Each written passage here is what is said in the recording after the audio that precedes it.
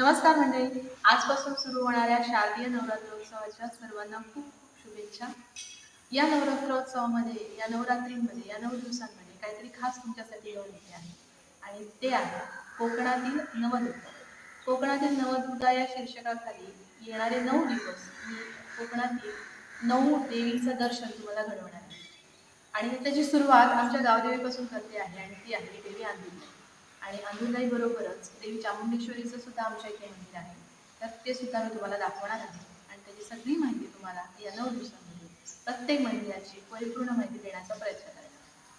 तर काही जणांच्या मनात प्रश्न येईल की हीच 9 मंदिरं का?